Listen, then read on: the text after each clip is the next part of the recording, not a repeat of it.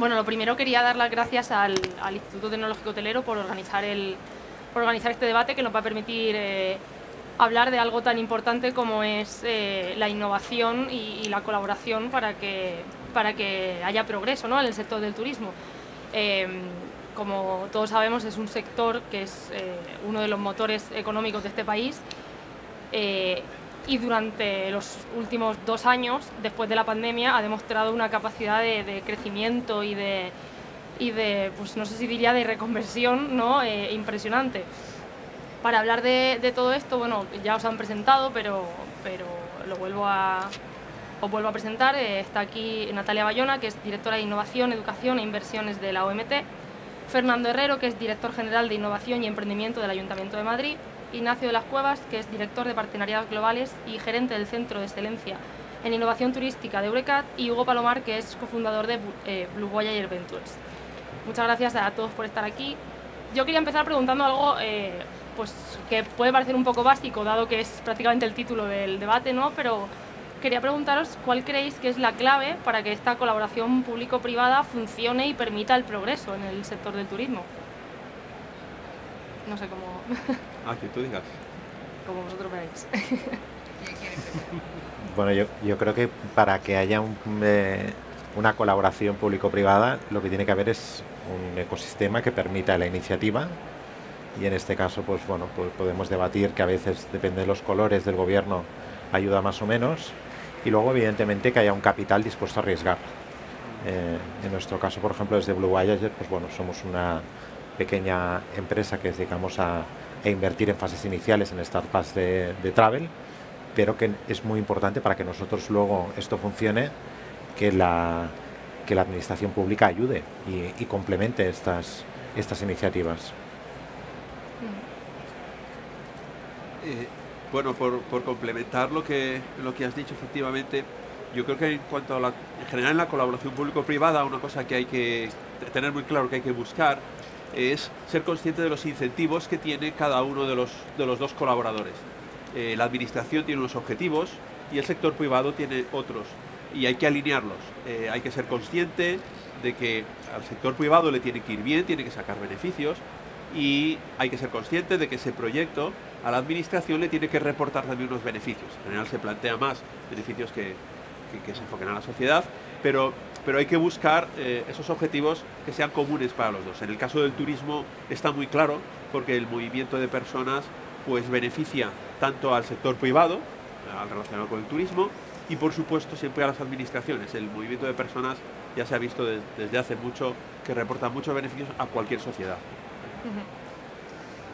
Yo, para añadir un poquito lo que ha comentado Fernando y Hugo, para mí es muy importante la definición de esos objetivos, en las que siempre se demuestre ese win-win, ¿no? Porque si no, obviamente no tendréis a todos los actores en la mesa. Sobre todo, lo que le doy mucho valor, y dentro de la experiencia que tenemos en Eurecat, es el trabajo y sobre todo la transparencia y generar la confianza, ¿no?, entre los partners de ese consorcio, de ese partenariado público-privado.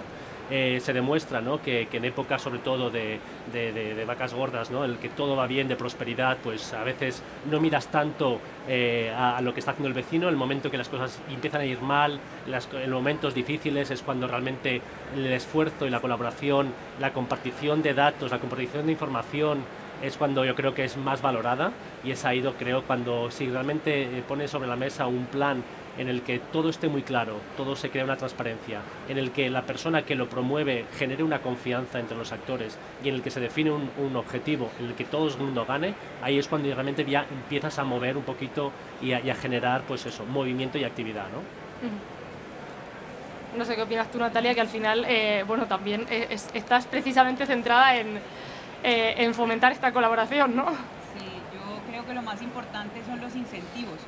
Es decir, cuando hablo de incentivos no son solo tributarios, porque los incentivos financieros y tributarios sirven, pero no son sostenibles. Es decir, yo no puedo, como Estado, garantizar 100 años, un siglo de incentivos, pero lo que yo sí puedo hacer como Estado es incentivar otros temas que complementan a las finanzas, incentivar el talento, incentivar el modelo de poder incentivar, por ejemplo, les doy un ejemplo de lo que sería el modelo para mí perfecto para fortalecer el ecosistema de emprendimiento y de innovación. Desde un ayuntamiento, desde un gobierno nacional, desde una comunidad autónoma, no importa desde donde yo esté. Pero si yo desde el sector público logro que a través de la universidad pública, por ejemplo, yo pueda incentivar que los jóvenes sean emprendedores desde el día 1, que eso sea mandatorio, que sea obligatorio, la asignatura de turismo, que vaya vinculada al emprendimiento y desde muy jóvenes garantizar que esa gente va a ser la fuerza laboral, no del futuro, porque es que el turismo se demora muy poco en desarrollarse y muy poco en emplearse. Pero si yo ayudo y hago parte de mi paquete de incentivos al sector privado, que la educación es mi prioridad y que como parte de la prioridad ya hay un plan de trabajo con la academia, pero adicionalmente que yo como ayuntamiento, como comunidad, como gobierno, también doy unos incentivos fiscales en caso tal que la empresa invierta en tecnología y que apueste y emplee a jóvenes y me lo pueda demostrar y que además tiene un premio que son los incentivos y que si además a partir de eso yo también puedo ayudar desde el ayuntamiento o la comunidad o el gobierno nacional a crear una política pública que ayude y que guíe a los emprendedores. El 85% del turismo son pymes. Si también hay un programa de apoyo, porque muchas veces el sector privado quiere, pero tampoco sabe cómo. Entonces también ahí, por eso hablo de incentivos, capacitaciones, programas de apoyo, no necesariamente financieros, porque los financieros sirven, pero no es para toda la vida. Y del otro lado, de la parte privada, lo que se necesita también es el compromiso, ¿no? Yo no puedo ir y ser beneficiaria de un montón de proyectos y de programas si luego entonces no le doy a la sociedad, ¿no? Y después no empleo a los jóvenes o definitivamente crezco, pero sin ningún propósito para que realmente el ecosistema crezca. Entonces, sí o sí, para mí el modelo se resume en incentivos de parte y parte para poder generar un balance y para que el empleo y el ecosistema se fortalezca. Habéis puesto todos, habéis dicho todo lo que consideráis que es necesario, tanto desde la parte pública como la privada, que aquí tenemos un poco representantes de las dos partes. Pero la pregunta es, ¿creéis que se está haciendo? O sea, ¿creéis que ahora mismo en España hay todas esas claves que habéis dicho, ¿no?, para que esta colaboración funcione y avance? Perdona. Hay un avance muy importante, que es la nueva ley de startups. Es decir, ha tardado bastante, más de lo deseado, pero hay una nueva ley que va a ayudar mucho a que este emprendimiento y este ecosistema crezca. Quizá no es suficiente, es una ley, es una ley que cubre muchos de los aspectos que había demanda. No es suficiente, pero por lo menos es un paso. Así es. Por lo menos es un paso. Yo creo que se hace muy bien. España, quienes me siguen en redes sociales, ayer le hice un halago bien grande a España, porque estaba hablando justo en un foro de innovación acerca de lo que voy a decir, pero si yo fuera española, que lo soy, de corazón, yo estaría bastante orgullosa de ser española y de trabajar en turismo, porque España es el referente de startups turísticas del mundo. Yo desde la Organización Mundial del Turismo lo tengo que decir. Cada vez que nosotros hablamos con las comunidades, empezando por nuestra casa, que la tengo aquí a mi derecha, que es Madrid, siempre hay un sí como respuesta. Es decir, todas las comunidades yo creo que tienen clarísimo, y el gobierno español tiene clarísimo, que el turismo es el sector económico más potente que tiene y que el 85% de su sector son pymes, con lo cual sí o sí tiene que incentivar este sector. Creo que después del COVID los apoyos se han acelerado y eso se nota, porque en Madrid la verdad que uno ya no tiene ni siquiera por dónde caminar entre emprendimientos y turistas todo el tiempo, y eso es muy bueno. Y ves el caso de Andalucía con Málaga, vemos el caso del País Vasco, vemos el caso de Galicia, vemos el caso de Islas Baleares, vemos el caso de Canarias, que lo acabo de contar. Yo no conozco una sola comunidad autónoma que no se haya acercado ni a la OMT ni a los emprendedores, porque quieren fortalecer, y cuando hay decisión y cuando hay compromiso y cuando hay presupuesto también, las cosas avanzan. Entonces yo sí que lo veo, la verdad que veo una evolución muy grande. El hub de innovación de Le Roche, que es la mejor universidad del mundo, está en Marbella. Eso no es casualidad, eso es porque en Marbella hay un ecosistema potente de hotelería.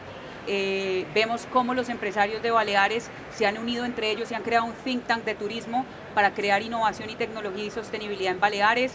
En Madrid, que aparte de ser mi casa, es la casa de la OMT, en Madrid hay una apuesta decidida por crear capital, por traer inversión de capital, por incubar proyectos, por formalizar la economía a través del turismo, y eso se ve en la apuesta decidida por la hostelería. Yo ya no conozco todos los restaurantes, ya quisiera yo, y ni los tours turísticos de Madrid, porque ha crecido y ha evolucionado tanto en los últimos 3 años que se vuelve un ejemplo de referencia. Esto no lo puede decir, lamentablemente, otro país, y no quiero mencionar países, pero si yo de verdad trabajara en el sector turismo español, obvio que hay mucho que hacer, pero lo que se está haciendo está muy bien y va por el camino adecuado, por lo menos desde mi visión.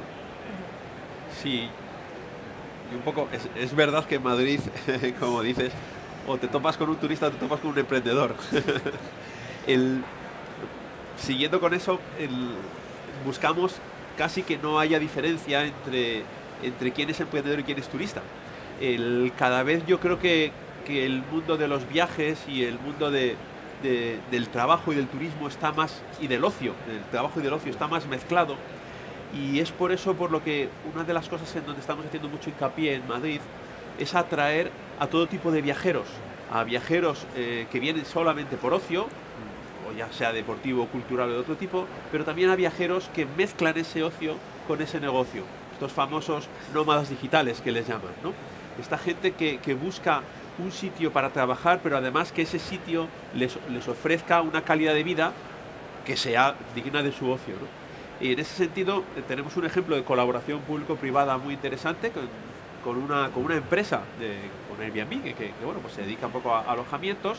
Hemos hecho una colaboración para ayudar los primeros meses a todos los emprendedores internacionales que vienen a Madrid, en concreto a nuestros espacios de emprendimiento y innovación. Tenemos espacios que cada vez se demandan más a nivel internacional por nuestros programas de aceleración y por el apoyo que tenemos a los emprendedores. Entonces, cuando vienen a Madrid se les hace un soft landing, un aterrizaje suave, se les ayuda a montar su negocio aquí y se les ayuda incluso con el alojamiento. Y eso ha sido gracias a una colaboración en donde, bueno, pues ambas partes hemos ganado, ¿no? Ellos pues facilitaban el que se conociera su modelo de alojamiento para extranjeros que venían a Madrid, y nosotros facilitábamos el acceso a esos extranjeros que quieren venir a conocer Madrid, a trabajar y sobre todo luego pues a quedarse, ¿no? Nos pasó un caso, con esto termino, muy singular. En Madrid hay una asociación de startups, se llama Chamberí Valley, un poco con el guiño de Silicon Valley, que está en el barrio de Chamberí, que es un barrio pues muy céntrico y muy atractivo para vivir. Y son startups que algunas de ellas han tenido mucho éxito, creo que las conoceréis y empiezo a nombrarlas. Y una vez a una le sugerimos, bueno, pues si ya casi no tenéis sitio aquí, porque claro, esa zona centro de Madrid, el problema que tiene es que es difícil ampliar oficinas. Y les decíamos, bueno, tenemos otros espacios más a las afueras, en sitios que tenéis edificios más grandes. Y nos decían, en este caso concreto, el 70% de mis trabajadores, y son startups que ya tienen 100, 200 trabajadores, son extranjeros. Y todos son jóvenes con mucho talento que captamos por todo el mundo, y ninguno está dispuesto a venir a Madrid para vivir a 20 kilómetros del centro. Vienen a Madrid no solo porque estamos nosotros, sino porque quieren después estar en una ciudad con una calidad de vida agradable. Y eso se consigue pues en una ciudad, viviendo en el centro, no pudiendo vivir la ciudad. Y eso nos dio mucho que pensar, porque para construir una ciudad, que estamos buscando una ciudad que atraiga al talento, tenemos que hacer una ciudad que tenga un ecosistema de startups muy potente, pero a la vez una ciudad agradable, amigable, para que ellos quieran venir a vivir. Y ahí en ese sentido es quizá el ejemplo que habéis dicho de que se mezclan los turistas y los emprendedores, el ocio y el negocio. Es un poco el ejemplo de colaboración público-privada más interesante que he visto. Yo solo para añadir a lo que comentan mis compañeros, y creo que abogando un poquito por lo que dice Natalia, ¿no? En el sentido en que hay muchas comunidades autónomas hoy en día en España que están realmente haciendo unos pasos agigantados en materia de emprendeduría, de innovación, y esa competición sana, que para mí yo la veo como sana y que siempre ayuda a que estemos siempre un poquito todos con, pues eso, a la white, un poquito, digamos, con esa mirada de poder hacer las cosas mejor, de optimizar recursos, de captar nuevos clientes, de desarrollar nuevos productos, nuevos servicios.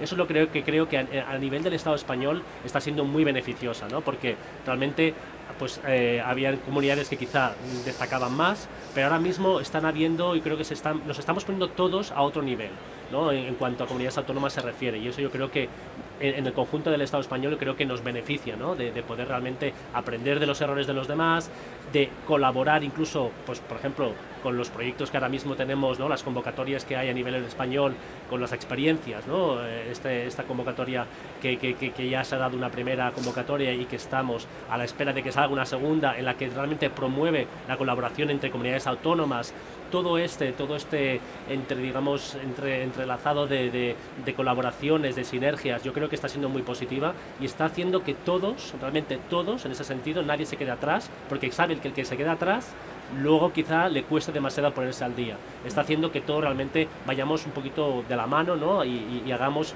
cosas de forma conjunta para mejorar, para ser, pues eso, mantener ese ranking que tenemos a nivel mundial como destino pues a nivel mundial por el Foro Económico Mundial, pues como un destino y competitivo a nivel turístico, ¿no?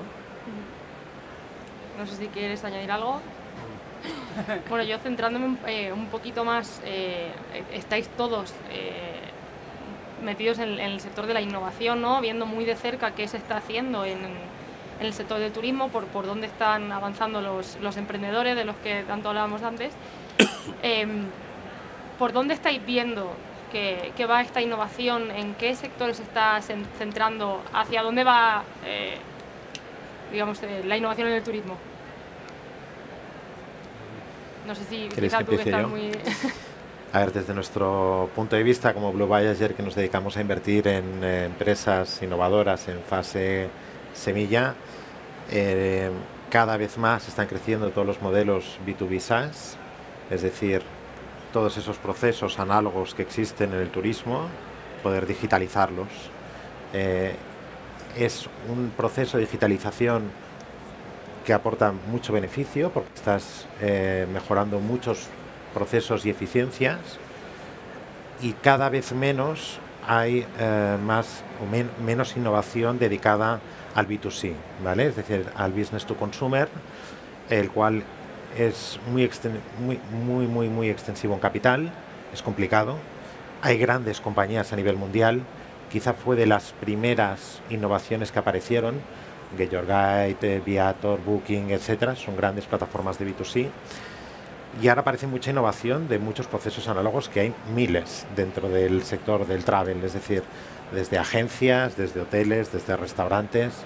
Nosotros ahora hemos invertido en un proceso de pago de restaurantes con una startup que se llama Yumin. Es un proceso súper interesante y así pues tenemos varias. Entonces, bueno, yo creo que el modelo de digitalizar procesos análogos va a continuar durante los próximos años. Sí, un poco por poner ejemplos concretos, una línea que también se está desarrollando mucho es el uso de los datos, el tema de aprovechar la información, ya no solo de los propios clientes, sino en general del entorno, por ejemplo, en nuestro caso de la ciudad, para poder modificar en tiempo real casi la oferta que le das a ese cliente y adaptarlo a sus gustos que vas conociendo y a la situación del entorno. O sea, ese cambio de lo que le ofreces al cliente, intentar adaptarlo lo máximo posible a sus gustos y a sus preferencias, incluso siendo cambiantes, es algo que bueno, pues que es una innovación y es un cambio respecto a los modelos tradicionales, en donde lo que se ofrece es un paquete que desde el minuto cero a todo el mundo se le ofrece el mismo y lo tienes ya muy previsto, ¿no? Esa situación tan cambiante permite poder captar a muchos más clientes y que consigan un nivel de satisfacción mucho mayor, ¿no? Todo con los datos. Yo, por ejemplo, también yendo a casos prácticos, ¿no? y viendo un poquito la evolución de cómo está también la demanda cambiando, ¿no? Y sobre todo en tiempos post-COVID. creo que se está viendo un aumento incipiente para saber realmente cuál es el impacto que genera pues, los turistas, ¿no? en el territorio, en el destino, en la sociedad que acoge ese turismo, ¿no? Por ejemplo, destinos ya en España pues ya están avanzando y generando pues estas calculadoras, ¿no? Para saber cuál es el impacto generado de huella de carbono, impacto hídrico, y estos son realmente casos pioneros a nivel mundial, en los que yo creo que está habiendo mucho más interés para saber como usuario, como cliente, cómo estoy impactando, cómo quizá puedo ir a destinos que realmente se tomen estos impactos ambientales en cuenta, sin comentar temas de circularidad, que también está cogiendo mucha fuerza, y luego también algo que quizá es más difícil, que es quizá monitorizar, es todo el tema de los impactos sociales, ¿no? Que eso es una cosa también muy importante, ¿no? Que yo creo que como turistas, como usuarios que somos, y cuando vamos a un destino, pues también queremos saber cómo hemos impactado de forma positiva en ese destino, ¿no? A nivel social, ¿no? Entonces yo creo que hemos ido un poquito desde una cosa quizá más tangible, como es quizá los recursos, la eficiencia, el carbono, las huellas que generamos como turista, yendo a otro ámbito, que es el ámbito social, el que yo creo que es el gran desconocido. Cuando hablamos de esta sostenibilidad casi siempre nos referimos a ese lado ecológico, ese lado ambiental, pero creo que poco a poco vamos haciendo muchos más pasos agigantados en temas de innovación a nivel social, que yo creo que es ahí muy importante. Temas de igualdad, temas de inclusividad, temas de accesibilidad, todo eso yo creo que está todavía por explotar, ¿eh? Se están haciendo pasos, pero vamos a ir, yo creo, vamos a ver en los próximos años muchos más avances positivamente. No sé si quieres añadir algo, Natalia. No, porque ya lo dije acerca de las nuevas tecnologías. Quizás el único mensaje de lo que yo veo cuando veo los casos prácticos viajando, porque esa es la mejor manera de experimentarlos, es que el turista también no deja de ser un ciudadano, ¿no? Y el ciudadano no deja también de tener odio o amor por el turismo. Así que creo que hoy las tecnologías nos están demostrando que sea desde el punto que sea desde los datos, la inteligencia artificial, la realidad aumentada, la calidad de vida es importantísima, y más en un sector tan humano como este. Entonces, pongo ejemplos rápidos. Ámsterdam hace unos años, los ciudadanos no querían más turismo, y eso es muy fácil de prever, porque efectivamente veían que su ciudad se estaba convirtiendo en un turismo de drogas, un turismo no tan de alta calidad como lo hubiesen querido. Y eso estuvo bastante fácil de solucionar a través de la tecnología, y el gobierno local entendió que solo a través de la tecnología y de dispersando el turismo a través de tecnología, a través de aplicaciones y demás, llevando a los turistas a pueblos cercanos a Ámsterdam, a otros sitios, para que no todo el mundo se concentrara en los parques, que era donde había la mayor concentración. Eso no estaba siendo sostenible ni para el turista ni para el ciudadano. Y hoy por hoy yo creo que eso en parte es lo que pasa en todas las ciudades capitales, o en la mayor parte de los sitios turísticos. Uno ve que París también se esfuerza por eso, porque efectivamente tiene que haber esa conexión en la calidad de vida. Si la experiencia del turista es mala, pues muy malo, porque no repite, pero si la experiencia del ciudadano, que es el que vive ahí y tiene que ver los 90 millones de turistas al año, es mala, pues eso no va a ser sostenible. Y yo veo que hacia allá la mayor parte de las tecnologías están como alineándose a poder dar calidad de vida y mejorar la experiencia tanto de los ciudadanos como del turista. Yo, lo último por lo que os quería preguntar, que lo has mencionado tú antes, has hecho mención a que la pandemia ha supuesto algunos cambios, ¿no? Parece que estamos ya hartos de decir la pandemia, y que empezó hace un siglo, pero realmente ha sido hace 2 años, y han sido 2 años que han cambiado todo, ¿no? Y el turismo, digamos que tuvo como que casi empezar de cero, ¿no? Por decirlo de alguna manera, o sea, se paralizó todo. No sé si habéis visto, tanto por parte del sector privado como del sector público, más, más intención o más ganas por innovar, ¿no? Por digamos, readaptarse y crear nuevas maneras de entender el turismo después de todo lo que ha pasado.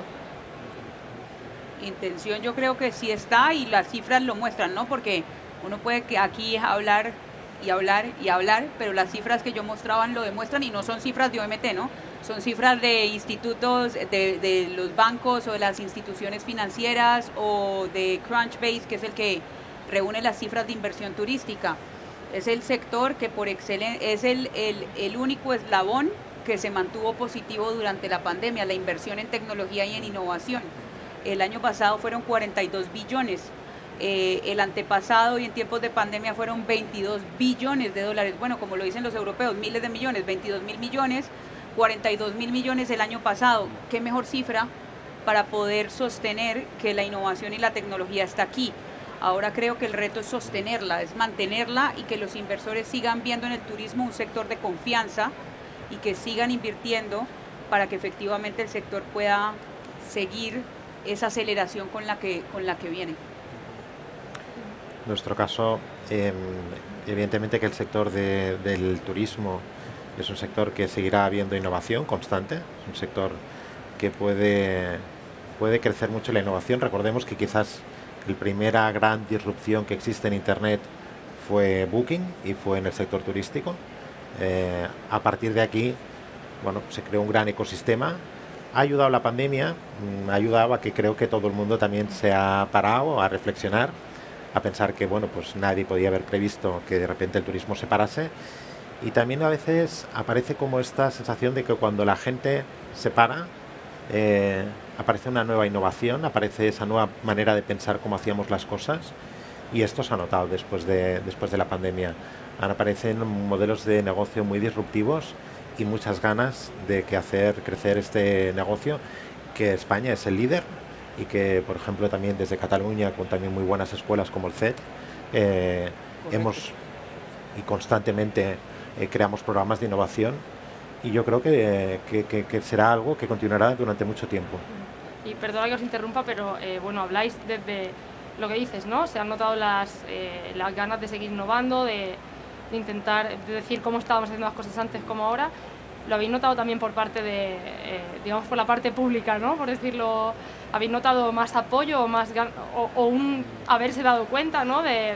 Yo creo que ha habido un gran apoyo del sector público al sector turístico, evidentemente no solo en la parte de travel, innovación, etcétera, sino que han estado apoyando a todas las empresas, y esto creo que hay que reconocérselo a todas las administraciones públicas, que han ayudado muchísimo, han ayudado una barbaridad.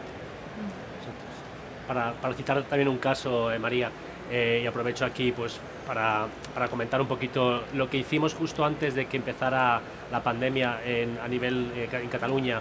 Por primera vez las 4 diputaciones, ¿no? Los 4 patronatos de turismo de las diputaciones de Cataluña, con el apoyo de la Dirección General de Turismo, decidieron promover un centro de excelencia en innovación turística que lo traccionamos desde Eurecat, ¿no? Desde el Centro Tecnológico de Cataluña. Por primera vez, y aquí es donde yo creo que pues, la labor que hicieron, ¿no? muy importante del sector público en promover un centro, un think tank, digamos, de empresas y de entidades públicas que realmente trabajen conjuntamente hacia un mismo objetivo para compartir información, para hacerse, digamos, ponerse, digamos, hombro a hombro para superar la pandemia.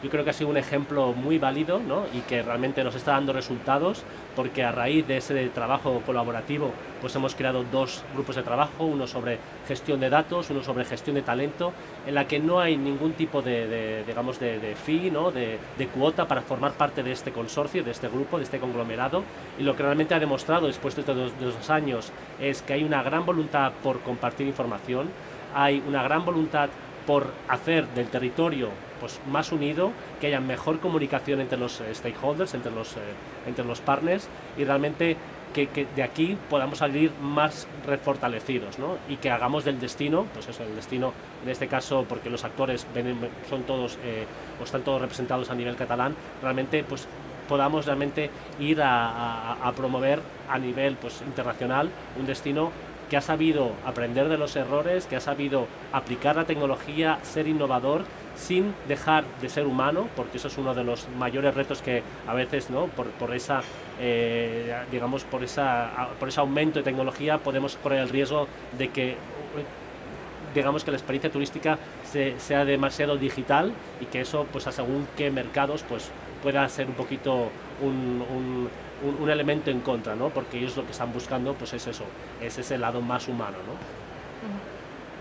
No sé si tú quieres añadir algo, digamos que tú lo ves un poco del otro lado, por decirlo de alguna forma, ¿no? Sí, bueno, desde el otro lado efectivamente hemos hecho un apoyo total para recuperar el sector tras las épocas de la pandemia, y en nuestro caso pues ha habido un apoyo tanto a lo que es el traslado, lo que es el viaje, como hasta toda la oferta de ocio y de hostelería en la ciudad, ¿no?